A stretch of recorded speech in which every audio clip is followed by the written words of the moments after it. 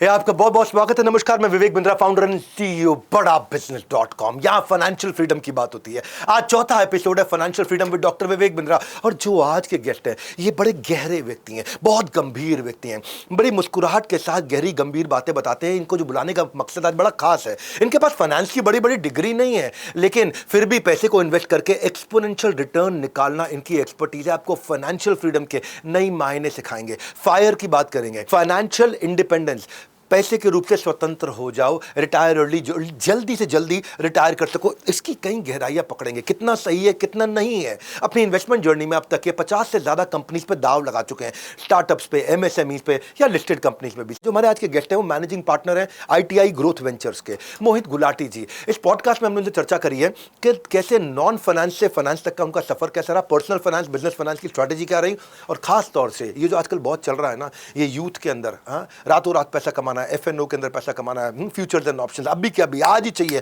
आज का 18%, 24% एक दिन में रिटर्न चाहिए, फाइनेंशियली इंडिपेंडेंट होना चाहता हूं, जल्दी रिटायर करना चाहता हूं, कितना संभव है, कैसे करना है, क्या तरीका है, इन्वेस्टमेंट स्ट्रैटेजी कैसी होनी चाहिए, इन्वेस्टमेंट का पोर्टफोलियो कैसे, उसको बैलेंस कैसे करें, इसको बहुत डिटेल में आज देखेंगे। एपिसोड लंबा होगा क्योंकि ये सीरीज ना ठोस नहीं है, बहुत ठोस है। मैं क्या बोलता हूं आपको, गैस नहीं देता, ग्रेविटास देता हूं। आज इस डेप्थ को सीखिए। कभी भी ना लो क्वालिटी कंटेंट कंज्यूम मत करिए, वो जो कि आपकी एनालिटिकल एबिलिटी को खा जाएगा, वो जो आपकी कॉम्प्रिहेंड करने की क्षमता को सब बर्बाद कर देगा। वो कंटेंट कंज्यूम करिए जिससे आपका इंटेलिजेंस लगातार बिल्ड होता जाए। चलिए मिलते हैं मोहित गुलाटी जी से। I am so excited Mohit ji, स्वागत है आपका। Thank you so much. हम बात कर रहे हैं फाइनेंशियल फ्रीडम की। फाइनेंशियल फ्रीडम पे सारा संपूर्ण ज्ञान इन 26 एपिसोड्स में है। देश के सारे टॉप एक्सपर्ट्स को बुलाए, और आपके साथ पर्सनली मेरा एक अच्छा लगाव है शुरू से, बहुत सालों से हम एक दूसरे को जानते हैं। तो आजकल ना बहुत सारे इन्फ्लुएंसर्स, मैं देखा बाजार बहुत बदल रहा है, एक नया सेंटिमेंट आया है, फायर। और ये जो फायर है, फाइनेंशियल इंडिपेंडेंस चाहिए सबको, अर्ली रिटायरमेंट, रिटायर अर्ली। तो एक तरफ तो 94 साल के वॉरेन बफे हैं, अभी उनका बर्थडे गया पीछे, हमने उनको विश किया, और पर वो अभी तक रिटायर नहीं होना चाहते हैं, अभी भी लॉन्ग टर्म बोल रहे हैं।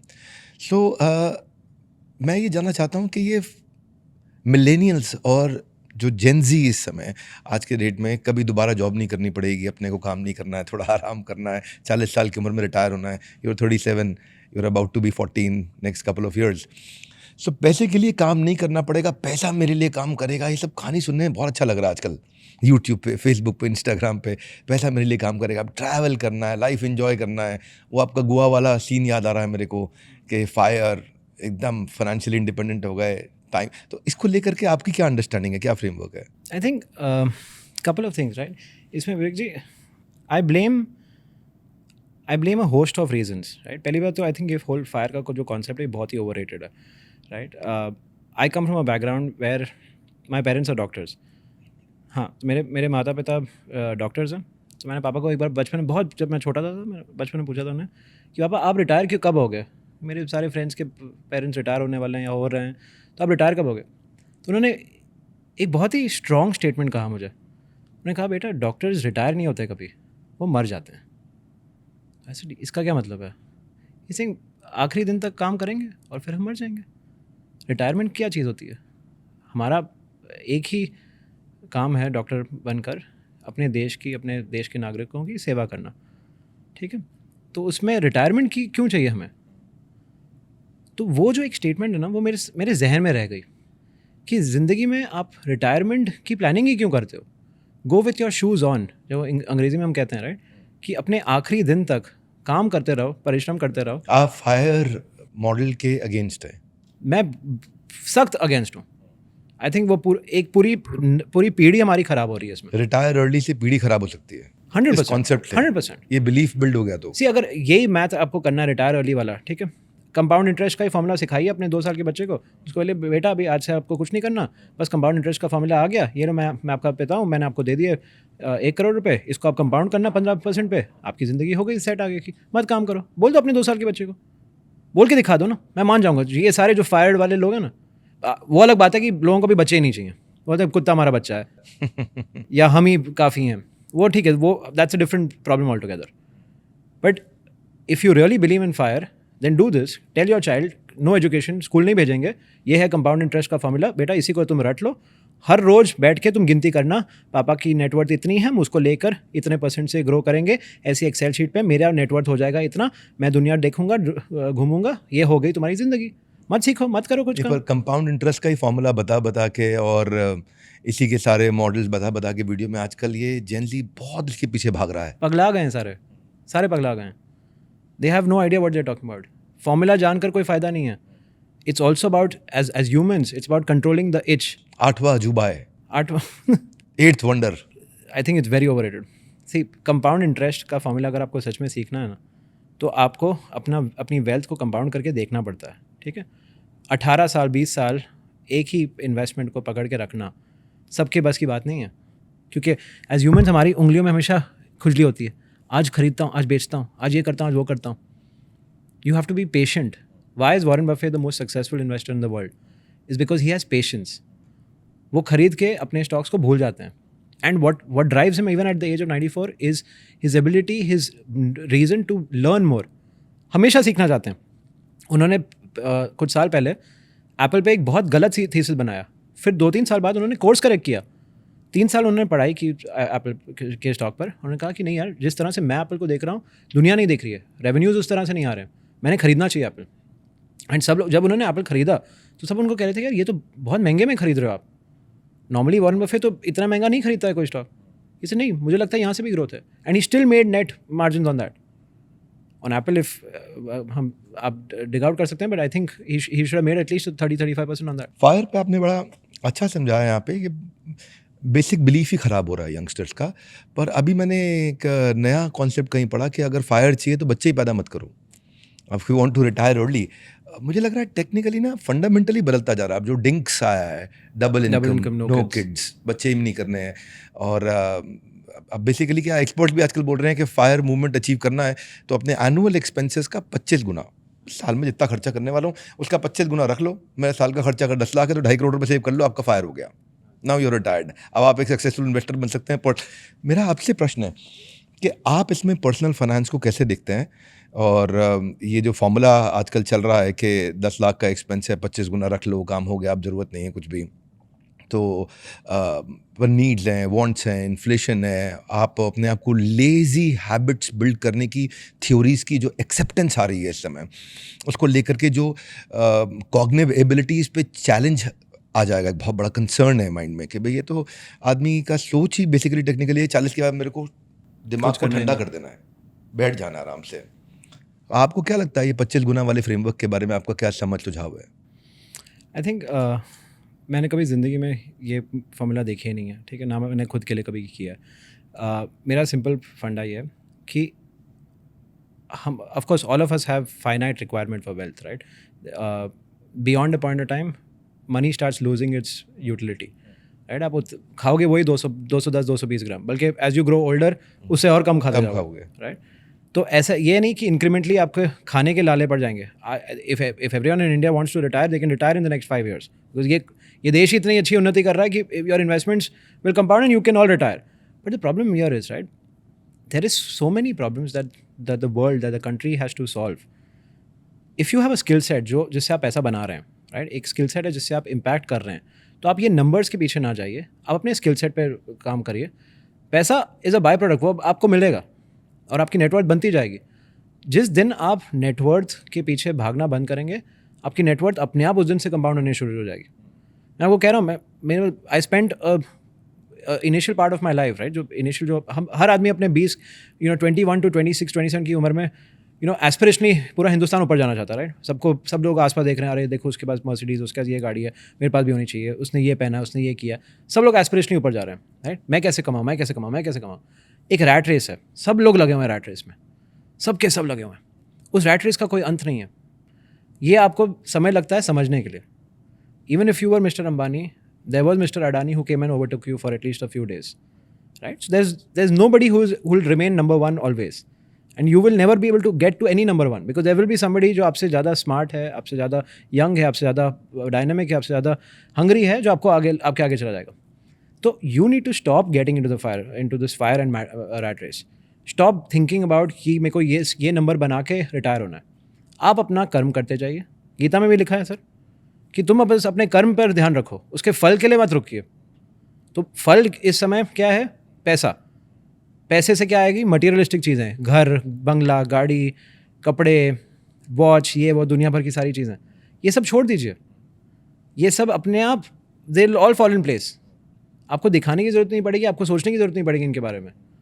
आप बस अपने कर्म पे काम रखिए। इंडिया में किसी इन्वेस्टर को आप यू लुक अप टू कि यार मैं इससे बहुत सीखा, ये मुझे बहुत पसंद है? Rakesh Jhunjhunwala, and I have a very very interesting memory with him. I don't know if I should share it on this podcast, but he's one of the nicest human beings. And I'm not spent too much time with him, but that one moment changed my entire life. क्या हुआ था ऐसा? तो मैं antique में जब काम करता था, सेल्स में था, तो राकेश जी हमारे कॉन्फ्रेंस में आने वाले थे एज अ स्पीकर। तो सबसे जूनियर था डेस्क पे, तो मेरा काम था ताज होटल के गेट पे बैठ कर खड़े रहना है। राकेश जी आएंगे, उनको बस वहाँ से अपने अशर करना है कॉन्फ्रेंस रूम तक, ठीक है? तो शैपरॉन बोलते हैं उसको। तो मैंने कहा ठीक है, आसान काम है, कोई इतना मुश्किल नहीं है। 5 बजे का स्लॉट था, 4:40 पे राकेश जी आ गए, ठीक है? He walks from the main door. मैं उनके पास गया, सर मैं एंटीक से हूँ, I have to take you upstairs. बोला क्या टाइम पे बेटा, what time is my slot? I told him sir 5 o'clock का आपका स्लॉट है। तो हम आप आ गए सही टाइम पे, मैं आपको चाय वाय पिलाता हूँ, आप आइए। नहीं मैं अभी लंदन से आया हूँ, मुझे बाल कटवाने पहले बाल काटेंगे फिर जाएंगे ऊपर। मैंने कहा सर नहीं, बाल नहीं कटा सकते सर, अभी समय नहीं है हमारे पास। बेटा you will not decide, I will decide, I am Rakesh Jhunjhunwala. तो हम गए ताज के बार्बर शॉप में। अब सर उस समय मेरी तनख्वाह थी आई थिंक 50,000 रुपये महीने की, ठीक है? अब मुझे एक काम दिया था कि राकेश झुंझुनवाला को नीचे से ऊपर लाना है। उनके बाल कटवाना was never part of KRA। Corporate card तो मैं यूज़ नहीं कर सकता, मतलब मेरे पास आ गया पर्सनल एक्सपेंस। और ताज में मैं बाल कटवा रहा हूँ। मैं कभी ज़िंदगी में ताज में बाल नहीं कटवाए खुद के। मैं जाता था एक रोड साइड वाले नाई पे। अब मेरे अंदर पसीना छूट रहा है कि एक तो मैं लेट हो गया हूँ, सब लोग ब्लैकबेरी पे मैसेज कर रहे हैं, where is mister Jhunjhunwala, where is mister Jhunjhunwala, Mohit where is he. मैं मैसेज कर रहा हूँ, sir is having a hair cut, please wait. And frantically calls आ रहे हैं। तो राकेश जी ने बोला तुम बहुत इम्पेशेंट हो, तुम एक काम करो, फ़ोन रखो नीचे। तो मैंने फ़ोन नीचे रखा, बोला यहाँ के बैठो। तो उनके बगल में बैठा, बार बोला इसके भी बाल काटो। मैंने बोला सर ये नहीं हो रहा सर, प्लीज़ मेरे बाल नहीं काटने। मैं अपने मन में सोचा, मैंने आपके पैसे देने से जो मैं दे दूंगा, मुझे अब नहीं चाहिए ये महंगा हेयर कट, मैं नहीं करा सकता हूँ ये, और आप प्लीज़ चलिए ऊपर। बराबर 4:55 पे, ठीक है, हम दोनों का हेयर कट ख़त्म हो रहा है, ठीक है? It was a quick hair cut, not too much. उनके इसमें तो हार्डली थोड़ा ट्रिम था, मैं तो ऐसे ही मर रहा था। मैंने भाई जल्दी से ख़त्म कर। 4:55 हेयर कट इज़ डन। 4:57 के आसपास बोला सर अभी प्लीज़ चलिए। थिंक 1 सिगरेट पी लें। नहीं sir, no cigarette sir, please चलिए। ठीक है। तो मैंने अब बिल की बारी आ गई है, तो मैंने अब निकालता हूँ, जो भी कार्ड होएगा दे देना। मैं गया बिलिंग काउंटर तक, तो मैंने how much is the bill? No Rakesh ji is taken care, you can go. And I was like hold on, like he didn't even ask me, tell me anything, he just had already taken care and walked ahead. And of course I took him up ऊपर। 5 बजे हम बराबर पहुंच गए stage पे। सब लोग पीछे से बहुत गुस्सा, तुम बाल काटने चले गए, ये करने लगे। But that one thing in my change my outlook towards that man. मतलब मनमौजी आदमी, ठीक है? अब he would live life at his own terms, and he was also at the same time Cognizant कि इस बच्चे की औकात नहीं है, या इन कंपनी की कॉर्पोरेट कार्ड पे ये नहीं कर पाएगा स्पेंड, मैंने करना था ये। And he did it without even asking और saying anything. And of course his acumen on finding stocks is incredible. जो क्वेश्चंस वो मैनेजमेंट को पूछते थे, चाहे टाइटन के हो या कहीं भी हो, तो आई थिंक बहुत लोगों से सीखा, but he is a very different class all together, one of the best investors ever. And that one moment changed my entire life. Lovely, fantastic. हम लोग भी करते हैं हमारे आइडिया टू IPO प्रोग्राम में, हम लोग सिल्क रूट को यूज़ करते हैं मोजी कि SME के लिए पहले उसको रेडी करते हैं, SME प्लेटफॉर्म के लिए प्रिपेयर करते हैं, अच्छे मर्चेंट बैंकर्स लेके आते हैं, वेंडर DD उनका ड्यू डिलिजेंस करना, उनकी टेक्नोलॉजी ऑटोमेशंस करना, फंडामेंटल्स मजबूत करना, प्रोडक्ट मार्केट फिट को देखना, कंपनी के फाउंडर्स को प्रिपेयर करना, उनका प्रमोशन करना, उनकी स्टोरी बिल्ड करना, उनको तैयार करके लेके जाना। पर उसमें से सबसे ज़्यादा इंपॉर्टेंट हमारे लिए रहता है फाउंडर खुद। फाउंडर कितना लर्न करके, कितनी तेज़, कितनी अडेप्टेबिलिटी है और कितना बड़ा वो स्केल पे सोच पाता है, आगे बिल्ड कर पाता है। प्रोडक्ट जो बनाया है उसकी मार्केट में एक्सेप्टेंस कैसी है? ठीक है, आप कह रहे हो कि भाई रिटायर नहीं होना, लंबे समय तक चलना है, पुट योर शूज़ ऑन। आपके फादर ने बोला कि आखिरी दिन तक काम करेंगे। आखिरी दिन तक काम करते करते मुझे फॉर्मूला कोई ध्यान में रखना चाहिए, कितने लंबे किस समय से इन्वेस्टमेंट शुरू करूं, कितने लंबे समय तक इन्वेस्ट करूं, क्या मुझे x percentage of earning invest करूं, कितना, भाई मैं लाख रुपए महीना कमाता हूं तो कितना परसेंटेज इन्वेस्ट करना चाहिए। ऑफ कोर्स हो सकता है सब्जेक्टिव हो, पर कोई फॉर्मूला फ्रेमवर्क आप इस पे देना चाहते हो जो आप समझते हैं अपने लिए फॉलो करते हो या आपने कहीं सुना हो या देख, anything that comes to your mind which is the formula framework. So I'll tell you जो मेरे लिए काम किया है, and the funny part, you know, the peculiarity of finance, right, is हर एक का पर्सनल फाइनेंस अलग होगा। Naturally. right? हर एक की रिस्क एपेटाइट अलग है, हर एक का पैसे को देखने का तरीका अलग है, राइट। मेरे लिए personally at the start of the month, जब सैलरी इनकम आती है फंड से, तो आई थिंक 70-75% ऑफ जो वो अमाउंट है मेरा चला जाता है towards my investments. 75%। 75%, okay. Because a of course अभी भगवान ने, you know, God's been kind, so amount is larger, तो हायर बेस पे आप 75% देख रहे हो, फिर भी the balance 25 is a large amount, जिससे आराम से मेरे खर्चे चल जाते हैं।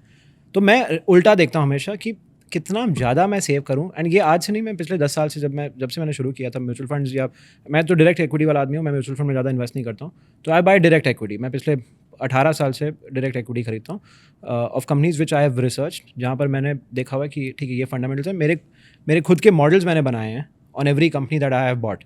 तो मैं ऐसे ये नहीं कि मैं BSE पे NSE पे 7,000 कंपनीज है, मेरे पास 7,000 है, मेरे पास गिनती के आई थिंक 17 या 18 कंपनीज होंगी, ठीक है। कॉन्सेंट्रेटेड पोर्टफोलियो है, but very well researched. Anything about those companies I know, probably as well as what their CFO will know. अच्छा, मैं बहुत रिसर्च करता हूँ अपनी कंपनीज में, ठीक है। मुझे लगता है कि मैं भी उनके साथ, उनके मैनेजमेंट के साथ मैं भी एक 1/100 1/1000 ओनर हूँ। तो उस लेवल का मैं रिसर्च वर्क करता हूँ। तो मैं अपनी कंपनीज पर SIP तो करता ही हूँ। तो आपकी बात सुन के मुझे लगता है कि आप शायद फंडामेंटल्स पे ज़्यादा फोकस करते हैं बजाय टेक्निकल्स के। ऑलवेज मतलब आई am not disregarding technicals, right. And I think बहुत लोग टेक्निकल्स को फॉलो करते हैं, लोग पैसा भी बनाते हैं, लोग फ्यूचर ऑप्शन स्ट्रैटेजीज बनाते हैं, एल्गोरिदम ट्रेडिंग करते हैं। आप नहीं सभी करते। के हिसाब से 90% ऑफ ये लोग पैसा लूज करते हैं। तो I don't want to say anything, मैं नहीं करता हूँ, राइट। और मुझे जो नहीं समझ में आती बात क्यों करूँ मैंने तो जितनी बार FNO में ट्रेड किया, मैं हमेशा उसमें पैसा गवाया। तो मैंने बहुत पहले सीख लिया था, आई थिंक 8 साल पहले मेरे को मेरे ऑफिस के आजकल तो कोर्सेज हो रहे हैं ना, 24%, 36%, 48% रिटर्न। मार्केट में 60%, 72% there is return. nothing called assured guaranteed return. Every investment is subject to market risk. Why did you choose fundamentals more than So I'll technical? tell you, a friend of mine who manages one of the largest institutional equities desk on the futures and options side at a very large broking arm, उसने मुझे कहा था, मैं दिन रात दुनिया के सबसे बड़े इन्वेस्टर्स के लिए फ्यूचर्स का के ऑर्डर्स प्लेस करता हूँ, ठीक है। जो मार्केट इन्फॉर्मेशन उनके पास होती है, and I am not talking about insider trading, it's about stitching global macros, right. कि US इलेक्शंस के आउटकम पर इंडिया मार्केट में क्या होगा, फेड का कमेंट्री के हिसाब से इंडिया में क्या होगा, that level of high frequency actionable trades जो वो एग्जीक्यूट करते हैं एंड जो स्केल पे वो करते हैं। पैसा बना रहे हैं वो। Larger investors always make money because they have hedging strategies, they have great models in place. तो रिटेल इन्वेस्टर फंसता है। रिटेल इन्वेस्टर को तो हवा ही नहीं है, ट्रेड होकर ऑलमोस्ट खत्म होने वाली होती है, अनवाइंडिंग का समय आता है, तब रिटेल इन्वेस्टर तो कूदते हुए आता है। हाँ, So you will always be far behind the larger investors when it comes to your trades in the FNO side. मुझे बड़ी अच्छी स्टेटमेंट आपने बोली, रिटेल इन्वेस्टर को हवा भी नहीं लगती जब तक असली ट्रेड होना था हो चुका होता है। इसको थोड़ा और एक्सप्लेन करो। वॉल्यूम्स जो रिटेल इन्वेस्टर्स करते हैं, ठीक है, वो बहुत छोटे लॉट्स होते हैं। जो लार्जर वॉल्यूम्स होते हैं वो हमेशा इंस्टीट्यूशनल इन्वेस्टर्स लाते हैं, राइट, चाहे वो फॉरेन इन्वेस्टर्स हों या डोमेस्टिक हो। अभी तो डोमेस्टिक इन्वेस्टर्स के भी वॉल्यूम्स आर वेरी हाई। तो and you know the good part is, right, about our markets, a lot of ये जो प्राइस सेंसिटिव एक्शन है आजकल बहुत अच्छे से रिंग फेंस किया हुआ है। SEBI has been doing a good job in making sure कि कोई भी इन्फॉर्मेशन बाहर ना लीक हो। ब्रोकर्स और ये सारे सबके बीच में मतलब there's a whole system in place। हर ट्रेड पे एक टाइम स्टैम्प होता है। तो राइट फ्रॉम जब डीलर, अभी ऑफ कोर्स मैंने ट्रेडिंग डेस्क छोड़ दिया काफ़ी समय पहले, but I can just tell you with what I see from my neighbourhood company, हर ट्रेड पर एक टाइम स्टैम्प होता है एंड रियल टाइम में सब कुछ हो जाता है। तो बिफोर आपको लगे कि XYZ इन्वेस्टर ने खरीदा बेचा, आजकल हम लोग सारे यही करते हैं ना, ट्रेंड है कि ये एक महारथी इन्वेस्टर है, इन्होंने स्टॉक खरीदा तो हम जाके खरीदेंगे। अरे उन्होंने क्या प्राइस पे खरीदा, उसके बाद आपने क्या प्राइस पे खरीदा, कुछ तो देख लो ना। आप 20% सर्किट लगा के ऊपर आए हो, तब तक वो शायद निकल भी गए हैं, आपको पता भी नहीं चलेगा। तो it's very disproportional the news that's coming to you. तो रिटेलर्स के लिए हमेशा एक इनहेरेंट डिसएडवांटेज है. एडवांटेज तभी आएगा अगर आप अपना एक फंडामेंटल थॉट प्रोसेस बनाएंगे, फिर कोई फ़र्क नहीं पड़ता दुनिया क्या कर रही है. इंटरेस्टिंग. मैं वापस आपके थॉट पे ही जाता हूँ. आपने अपना पोर्टफोलियो टाइट रखा है, जो मैं समझ में आया. 17-18 कंपनी में आपने इन्वेस्ट किया, बहुत रिसर्च किया, अच्छे से रिसर्च. क्या थीसिस रखते हो आप अपनी, कैसे चूज़ करते हो? बहुत सारी कॉम्बिनेशंस हैं. अभी जैसे हाल ही में ओला इलेक्ट्रिक का IPO हुआ. दिल में क्या आता है? सबसे इंपॉर्टेंट चीज़ ये है, ये तो कभी नहीं छोड़ता मैं. अगर प्रोडक्ट कंपनी है, ठीक है, जैसे ऑटोज़ में मेरे को बहुत दिलचस्पी है क्योंकि मैं ऑटोज़ के स्टॉक्स को समझता हूँ अच्छे से. मैंने टाटा मोटर्स लिया हुआ है DVR में, ठीक है, कोविड के समय लिया मैंने. 38 रुपीज़ पे मेरा एंट्री प्राइस है DVR का. अब वो कन्वर्ट हो गया टाटा मोटर्स पेरेंट में. कन्वर्जन जब हुआ तो 750 पे हुआ है कन्वर्जन, 10:7 7:10 पे. मेरा थीसिस ये है, और मैं आज भी नहीं बेचूंगा. मेरा थीसिस इतना सिंपल है कि sum of total part value of Tata motor stock कि 10 लाख करोड़ का उसका एंटरप्राइज वैल्यू / मार्केट कैप बनेगा. जिस दिन तक वो नहीं बनेगा मैं नहीं बेचूंगा. जब मैंने इन्वेस्ट किया था तो टाटा मोटर्स DVR का मार्केट कैप था 20,000 करोड़. टाटा मोटर्स पेरेंट का मार्केट कैप था 65,000 करोड़ के आसपास. ठीक है, मैंने उस दिन से 10 लाख करोड़ का ख्वाब रखकर उस स्टॉक को रखा. कन्विक्शन के पीछे क्या रीज़न है, क्या फंडामेंटल देखा आपने? मैंने EVs में JLR की का इनोवेशन देखा है. मैंने बहुत सारा रिसर्च किया है टाटा निक्सॉन पे. उसकी पूरी इंटरनल मैकेनिज्म, उसकी केमिस्ट्री सारी देखी है मैंने इंडिया के इतने सारे निक्सॉन यूज़र से बात की है. क्या आपका फीडबैक है, क्या अच्छा लग रहा है, क्या बुरा लग रहा है, आप वापस खरीदोगे नहीं खरीदोगे, क्या आप बेटर कर सकते हैं. बजट EVs में टाटा के सामने और कोई कंपनी है ही नहीं इंडिया में. आपको लगता है आज भी, लेकिन बावजूद उसके अंडररेटेड स्टॉक है? 100%. 4.5-5 लाख करोड़ का मार्केट कैप है, यहाँ से भी डबल होएगा. आप लिख लीजिए. जैगुआर लैंड रोवर की इंट्रिंसिक वैल्यू अगर आप उसको ग्लोबल PE दोगे जो बड़ी कंपनीज का है, तो वही अकेला जैगुआर लैंड रोवर का 6.5-7 लाख करोड़ का मार्केट कैप बनता है. और अब वो डीमर्जर होगा ना, आप देखना वैल्यू अनलॉकिंग टाटा मोटर्स में बहुत ट्रेमेंडस होगी. ओला इलेक्ट्रिक सेम स्टोरी. IPO के टाइम पे, अभी आजकल क्या है हमारे देश में ना, IPO हो गया एक सट्टा बाज़ार जहाँ पे हम सारे लगे हुए हैं जुआरियों की तरह. ठीक है, पूरा हिंदुस्तान जुआ कर रहा है IPO पे कि पैसा घर बैंक में पड़ा हुआ है, 4 दिन के लिए लगा दो, जितना एलोकेशन आया उसमें 100% बन जाएगा, बाकी तो वापस आ जाएगा एसबा के थ्रू. तो IPO मार्केट में हर चीज़ ओवर सब्सक्राइब हो रही है. ग्रे मार्केट प्रीमियम्स देखकर लोग इन्वेस्ट करते हैं. तो ओला इलेक्ट्रिक का जब IPO हुआ तो लोग कहते हैं बहुत महंगा है. ग्रे मार्केट प्रीमियम 0 था, 0 रुपये था ग्रे मार्केट प्रीमियम. बल्कि डे 3 तक तो ग्रे मार्केट प्रीमियम -3 रुपीज़ हो गया था. कोई सब्सक्राइब नहीं कर रहा था, अंडर सब्सक्राइब्ड इशू. मैंने अपना थोड़ा सा, अभी ऑफकोर्स ये प्ले आउट हो रहा है, आई एम नॉट सेइंग ये परफेक्ट ये है. मुझे लगता है कि on the 2 wheeler EV side Ola has done a phenomenal job. जिस तरह से गीगा फैक्ट्री बनाई थी टेस्ला ने, उसी तरह जो ओला की गीगा फैक्ट्री है उसमें इकोनॉमीज ऑफ स्केल आ जाएगा. फेम 3 की जो पॉलिसी आएगी तो it will be favourable for them. ऐसे बहुत सारे मेरे इंटरनल एलिमेंट्स हैं जिसके हिसाब से मेरे को लगा कि Ola electric at 76 rupees was a good price IPO में सब्सक्राइब करने का. तो मैंने NIB में कर दिया, विच इज़ जो HNI कैटेगरी है अप टू 50 लाख रुपीज़ वाला. मुझे ऑलमोस्ट आई थिंक 75-80% एलोकेशन आ गया था उसमें on each application that I made. पहले दिन पे जब खुला तो पहले 1-1.5 रुपये नीचे स्टॉक अंडर परफॉर्म. सबको लगा बस ग्रे मार्केट प्रीमियम की जय हो. 3 रुपये नेगेटिव बोला था, हो गया 1.5 रुपये. लोग बेचना शुरू कर दिए जिन्होंने भी अप्लाई किया था. उसके 7 दिन बाद वो स्टॉक 118% ऊपर चल गया था. 3 अपर सर्किट मारे उसने. क्या लगता है मार्केट मेकिंग किसके पीछे? It's not market making. See, it's about long. Market में प्रॉब्लम ये है कि money will always flow from the impatient investor to the patient long term value seeker. आप अगर ओला देखोगे अगले 4-5 साल में ये 2-2.5 लाख करोड़ का मार्केट क्या बनेगा इसका, if things go even half of what the founder says. अगर वो सब कुछ कर दिया तो पता नहीं कहाँ जाएगा ये. पर अगर 2-2.5 लाख करोड़ का मार्केट क्या बनना है और आज 40,000 करोड़ है या 50,000 करोड़ है, तो you have to be patient. हर रोज़ स्क्रीन को जितना देखोगे उतना ही आपको खुजली आएगी. कभी आपको मन करेगा बेचो, कभी मन करेगा खरीदो. मैं जब अभी अपने फंड के लिए पैसे रेज कर रहा था तो मुझे एक बहुत प्रसिद्ध HNI इन्वेस्टर ने कहा, मोहित जी मैं वेंचर कैपिटल में क्यों इन्वेस्ट करूं. एक लार्ज AMC का XYZ AMC का मिड कैप फंड है, उसका आपको पता है रिटर्न कितना 32 ईयर्स का. ऐसे सर बताइए. Singh 28% compounded 32 year return. तो मैं आप लिक्विड, मेरे को जब मन करे मैं बेच सकता हूँ और मुझे पैसा मिल जाएगा मेरा.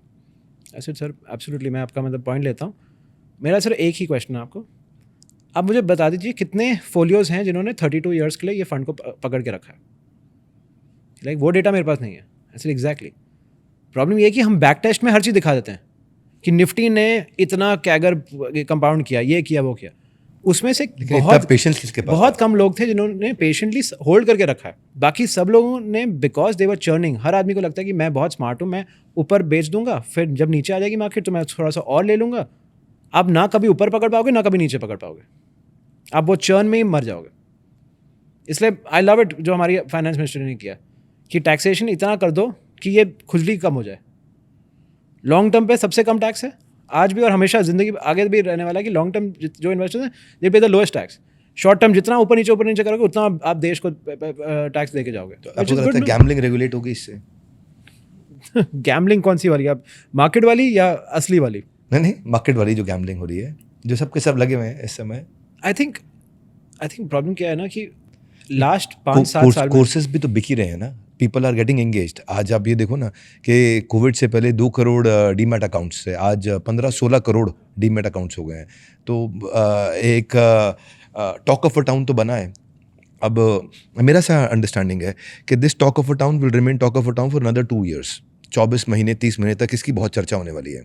फिर कुछ बबल्स इसके बर्स्ट होंगे इसी तरह के, जहाँ लोगों को रियलाइजेशन होगा कि यार क्विक मनी नहीं है, पेशेंस का ही मनी है ये. आप कंपाउंडिंग के लिए आपने बोला 32 साल का, मैंने पीछे का ट्रैक शीट तो दिखा दिया, लेकिन 32 साल होल्ड कौन करता है? जितना आपने 28 या 32 साल जो भी बोला था आपने. मैं एक आपकी पर्सनल लाइफ को समझता हूँ, 1 मिनट उस तरफ लेके चलता हूँ. आपका पर्सनल फाइनेंस आप कैसे मैनेज करते हो? अभी आपने बताया 75% आप इन्वेस्ट कर देते हो, 70% आप इन्वेस्ट कर देते हो. पर मैंने ना कहीं आपको किसी इंटरव्यू में देखा था यार, बड़ा यूनिक पैटर्न फॉलो करते हो कि भाई घर जब खरीदा, जब स्टैम्प ड्यूटी कम हो गया, मेरे को वहाँ भी बचाना है. तो क्या आप इतने जुडिशियस हैं कि मैं लग्जरी वॉच मुंबई से मैं ड्यूटी फ्री से खरीदता हूँ, बाद में मैं उसको महंगी बेच देता हूँ करके यूज़ करने के बाद? मैंने कहीं सुना था आपके कि यूज्ड कार खरीदना पसंद करते हैं, या एंडेवर गाड़ी का एक बार जब पूरा वाइंड अप हो रहा था तो बहुत सस्ते में मिल गई ऐसा करके, कोई डिस्काउंट मिला हुआ था बड़ा सा, जितना मुझे याद आ रहा है, वो 45-50% के डिस्काउंट पे आपने वो गाड़ी खरीदी. तो वो आप you are so judicious in spending and your investments, कैसे करते हो, क्या सोचते हो? मतलब आपका थीसिस पर्सनल इन्वेस्टमेंट को लेकर कैसा है? Over the course of time, right, when you come from a middle class background, right, जब आपने पैसे ही नहीं देखे होते तो आपको पैसा खर्चा करना नहीं आता फ्रीली. भले आ भी जाए पर आपकी कोर वैल्यू तो मिडिल क्लास ही रह जाती है, राइट. तो एक चीज़ मेरे पापा ने मुझे सिखाई थी जब मैं घर छोड़ के बॉम्बे आया था अपनी फर्स्ट नौकरी पे. उन्होंने मुझे कहा था कि बेटा जो तुम कमाते हो, ठीक है, अपनी लाइफ को एक प्रॉफिट एंड लॉस स्टेटमेंट की तरह समझो. जो तुम कमाते हो वो है तुम्हारा रेवेन्यू, ठीक है. फिर आता है EBITDA, which is earning before tax depreciation amortisation. इस आपके पर्सनल फाइनेंस में आएगा आपके सारे खर्चे, ठीक है. आपको घर हाउस रेंट पे करना है, या किसी को घर का EMI पे करना है, पेट्रोल पे करना है, XYZ जो भी है. और लास्ट में आती है PAT, which is profit after tax, जो आपका टेक होम कैपिटल है, जो मनी आपके डिस्क्रिशनरी पड़ा हुआ है कि आपने टैक्स भी पे कर दिया और ये पैसे के साथ आप अयाशी वाली अपने सारे स्पेंड कर सकते हो. Personal disposable income. आप फॉरेन हॉलीडे ले सकते हो, गाड़ी ले सकते हो, घर ले सकते हो, जो भी आपको आगे डिस्क्रिशनरी स्पेंड करनी है. तो प्रॉब्लम ये है कि जब आप उस अपब्रिंगिंग से आए हो, ठीक है, तो भले आपका रेवेन्यू बढ़ता गया, आपके एक्सपेंसेस प्रोपोर्शनली नहीं बढ़ते, क्योंकि आप you learn to live in your means from day one. तो ये आपका नेचर बन गया है, या कोई चीट शीट भी आपके पास में, या कोई कोई फॉर्मूला? चीट शीट नहीं, ये मेरा नेचर है. ये नेचर है. तो अगर जैसे आज आपने मुझे अपने पॉडकास्ट पे बुलाया, ठीक है, आपने कहा कि मोहित जी हम आपको यहाँ पे ठहरा रहे हैं XYZ जगह पर, आपको जो भी खाना वाना ऑर्डर करना आप कर लीजिए. आपके बहुत सारे ऐसे गेस्ट होंगे जो देखेंगे अरे मेन्यू में सबसे महंगी चीज़ क्या है, चलो मैं ऑर्डर कर देता हूँ, ये कर देता हूँ. मैं बोला यार मेरे को तो ज़रूरत है नहीं कुछ भी चीज़ की, मैं नहीं ऑर्डर करूँगा. एक चाय चाहिए, मैंने चाय ऑर्डर कर ली बस. चाय भी मैंने एक्चुअली ऑर्डर नहीं की, मैंने अपने घर पे वो जो रूम में जो केटल है उससे बना ली, राइट. जस्ट क्योंकि कोई कर रहा है तो मैंने उसको एक्सप्लॉइट करना चाहिए. ये मेरे DNA में नहीं आया था और वो पहले से नहीं था. तो even my personal finance, just क्योंकि मेरे पास पैसे हैं इसका ये मतलब कि मैं उसको जाके स्प्लर्ज करूँ, उसको मैं फेंक दूँ, वो नहीं करता हूँ. Because it takes a lot of effort to make that money, right. तो why should I not be frugal about it? आपके नेचर में जो ये है, ये आपकी इन्वेस्टमेंट्स में भी आप कंजर्वेटिव हो, या वहाँ पे आप कई बार बहुत बुलिश भी होते हो कि नहीं यार लगा देना चाहिए? जी, मैं तो वेंचर कैपिटल चलाता हूँ सर. मैं वेंचर कैपिटल फंड चलाता हूँ, which is the most risky asset, very risky, right. And उसमें अपने फंड में मेरा खुद का पैसा भी है, ITI ग्रुप का पैसा है, हमारे LPs का पैसा है, तो of course I know how risk is, but उसमें भी I have models to predict how much risk am I taking. मैं कंपनी के कौन से स्टेज पर आ रहा हूँ. Is the risk favourable versus the reward? 99% of our investments risk reward ratio will be favorable in our case. I will come to a point where I'll only buy into companies, चाहे listed हो या unlisted, at a price which I think is fair. I will not, almost never overpay for things. COVID में 2020, I remember the date particularly, 25th March 2020. Deepak Parekh, केकी मिस्त्री, everyone was on TV. Pandemic के starting में market गिर रही है, blood बात, मतलब Nifty 10% नीचे गिर रहा है. लोग कह रहे हैं बैंक्स बंद हो जाएंगे, दुनिया बंद हो जाएगी. एंड दीपक पारेकर केकी मिस्त्री आके कह रहे हैं बैंक्स नहीं बंद हो रहे हैं, don't worry, everything will be fine. पर नहीं, HDFC गिर रहा है, 5% गिर रहा है, 10% गिर रहा है. अरे भाई, आज खरीदने का दिन है, आज लेवरेज करेंगे, आज जितना जो भी पैसा है, FDs हैं, सब तोड़ते हैं, आज खरीदेंगे. तो that's taking risk, that's swimming against the tide. Nobody, and if you see the market, right, 24th to 27th March was the absolute low of Nifty. Nifty touched 7200, 7300 on those days. कोई हाथ नहीं लगाना चाहता था, कोई खरीद नहीं रहा था उस दिन. हम जैसे लोग बोल्ड ब्लडेड ले रहे थे. तो रिस्क लेने की एबिलिटी भी है, but you need to know when the risk and the reward is favourable. From 7200 Nifty I would have probably lost 10-20% और भी नीचे आता. पर आई सेड यहाँ से रिस्क रिवॉर्ड रेशियो सही है. आप अभी ज़्यादा कहाँ इन्वेस्ट कर रहे हैं? अपने स्टार्टअप्स वाले मॉडल पे आप ज़्यादा अपना पर्सनल लगाते हैं पैसा, या आपको लगता है कि स्टॉक मार्केट में ही आपको ज़्यादा इन्वेस्ट करना चाहिए? Personally of course venture capital fund चलाता हूँ जो सेबी रेगुलेटेड है. तो मैं पर्सनली स्टार्टअप्स में डायरेक्ट इन्वेस्ट नहीं करता हूँ, मैं अपना पैसा भी अपने फंड में डालता हूँ. एंड हमारे जो भी इन्वेस्टमेंट स्टार्टअप या अनलिस्टेड वर्ल्ड में होती हैं, वो सारे फंड के थ्रू होती हैं. बिसाइड्स दैट मैं अपना पैसा पर्सनल कैपिटल किसी को मैनेजर को नहीं देता हूँ मैनेज करने के लिए. मैं खुद जो अपनी 16-17 कंपनीज है रिसर्च, उनमें पैसा डालता हूँ. शायद 18 कर दूंगा, बट अपने हिसाब से करूँगा. I want to be answerable to myself. कैसा IRR आपका रहा पिछले 8-10 सालों में, आप जब 10 साल से आप इन्वेस्ट कर रहे हो? तो मैंने कभी IRR कैलकुलेट नहीं किया, but it should be somewhere around the 24-27%. That's very good, pretty good, very nice. It should be around that because of Tata Motors, Bajaj Finance, you know, a couple of these, V-Guard. These companies have done so exceptionally well. SBI, I mean, I love that bank. It's one of my top picks. And जब मैंने खरीदा था Covid के समय, हमारे office में एक banking analyst हैं, उन्होंने मुझे कहा कोर बुक पे 0.4 टाइम्स पे 0.4-0.5 टाइम्स पे ट्रेड कर रहा है. It can not be any cheaper than that. कोई नहीं हाथ लगा रहा था. 168 का प्राइस था SBI का. ऐसा ठीक है, डन, मैं I put large sum in SBI. तो personal experience has been greater, but I have never really, मैं नहीं भागता ये सर IRR में ना. मैं देखता हूँ हर रोज़ की X बड़ा Y बड़ा. जैसे आज के दिन मार्केट गिरा हुआ है, सब कुछ रेड होएगा, मेरे भी स्टॉक रेड होएंगे, कोई फ़र्क नहीं पड़ता. मैं देखता ही नहीं हूँ, कभी बेचना ही नहीं, तो मैं देखूंगा क्यों. 2014 अगर इंडियंस 100 रुपया बैंक में डिपॉजिट कर रहे थे उस समय, या कहीं भी कोई डिपॉजिट डाल रहे थे, उसमें 10 रुपया म्यूचुअल फंड में था. आज वो बढ़ के पिछले 10 सालों में 10 रुपये से 10% से समझो 27-28% हो गया. हाँ जी, बहुत बड़ा इस समय. और एक्सपोनेंशियल इंक्रीज हुआ रिटेल इन्वेस्टर्स का, जो मैंने अभी आपको शेयर किया कि 4 करोड़ से 16 करोड़ हो गए हैं डीमैट अकाउंट यूजर्स. तो लेकिन प्रश्न ये है जो आपने अभी बोला भी, मैं उसको रिपीट करता हूँ कि बावजूद उसके बहुत सारे ट्रेनिंग कोर्सेज लोग कर रहे हैं, which I have respect to them, लेकिन फिर भी करने से कॉन्फिडेंस आता है, फिर भी 90% लोग पैसा लूज़ कर रहे हैं.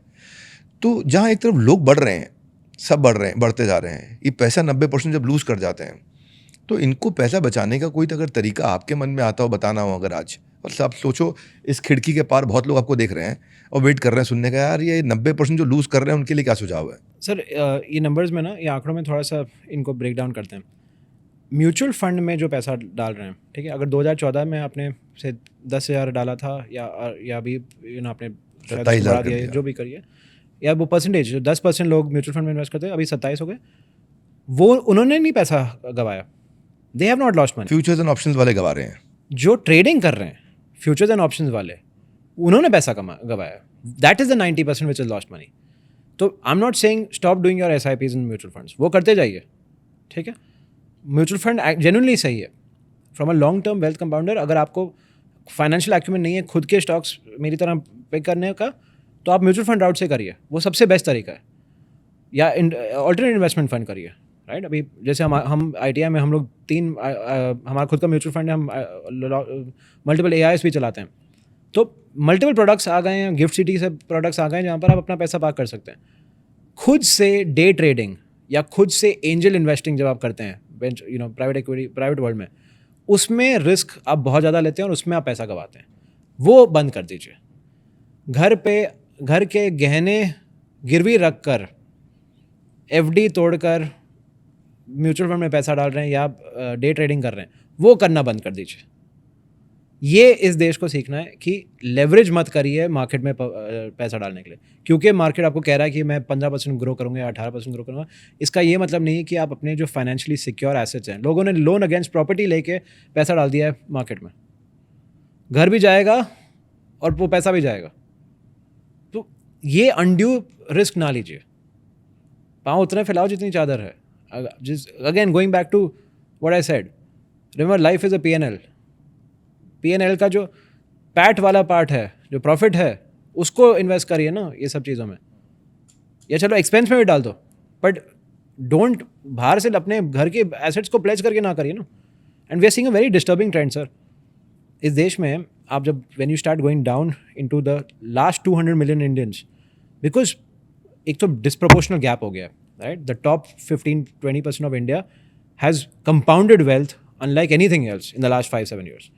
The middle people are struggling because उनको पता ही नहीं। अभी मेरा थीसिस ये है, एंड शायद गलत भी हो, and I have no question in accepting, गलती भी होती है मेरा थीसिस ये है कि अगले 10 साल में आपके पास मिडिल क्लास में रहने, आप इधर मिडिल क्लास से ग्रेजुएट हो गए ऊपर, या आप फॉल आउट हो जाओगे। मिडिल क्लास जो इंडिया का प्राइडेड मिडिल क्लास है ना, वो बच ही नहीं पाएगा। You will have to either move up और यू विल फॉल ऑफ। आप बीच में रुक नहीं पाओगे। एंड ये जो रैट रेस में हम सारे गए हुए हैं ना, this is going to lead to some very disasters outcomes. The one in the top 5% are not pledging their homes and are not over leveraging themselves, but middle and end of India is leveraging itself, taking domestic household debt to put money into the markets. That is very concerning. उसमें कोई fire नहीं आएगी, आपके घर में आग लगेगी, उसको वो फायर होएगी। मकान भी गया, कैपिटल भी गया, Exactly. लोन और चढ़ गया, और इन रिस्की तरीक़ों से। तो स्ट्रैटेजी और टाइमिंग सही हो तो मोहित जी से मैं समझ में आया कि आप रिस्क को मैनेज कर सकते हो। अगर आपकी टाइमिंग ठीक हो, आप अंडरस्टैंड करते हो इमोशंस को। इमोशनल होना गलत है, इमोशंस रखना ठीक है। इमोशंस होने चाहिए। आपकी रिसर्च, आपकी लर्निंग कैपेबिलिटी, एबिलिटी, डिज़ायर, उस पर आपने बहुत सी बात करी। और आपके यहाँ आपके भी आने वाले हर सवाल का जवाब ऐसे मिलता रहेगा। सीरीज़ के अगर आपने बाकी वीडियोस नहीं देखे तो प्लेलिस्ट में देख सकते हैं। फाइनेंशियल फ्रीडम के लिए जो जो एक्सपर्ट हमें मिलते जा रहे हैं, जिनसे हम मिल रहे हैं, मुलाकात कर रहे हैं, रीजनेबली कोशिश कर रहे हैं कि हम हर एक फ़िलॉसफी को रिस्पेक्ट भी करें, और जो जिस फिलॉसफी का एक्सपर्ट है उससे हम बेस्ट एक्सट्रैक्ट कर सकें। तो ताकि 26 एपिसोड में आप एक पूरा पिक्चर देख सकेंगे और सारे डाउट्स को एक साथ नहीं लेकिन एक के बाद एक आपको क्लैरिटी देता रहूँगा। बिजनेस का मतलब है बड़ा बिजनेस। मोहित जी, आपको आने के लिए धन्यवाद, और आप सबका बहुत बहुत धन्यवाद। वर्ल्ड के नंबर 1 एंटरप्रेन्योरियल चैनल को सब्सक्राइब इसलिए करना चाहिए क्योंकि फ़ायदा आपका है। Thank you.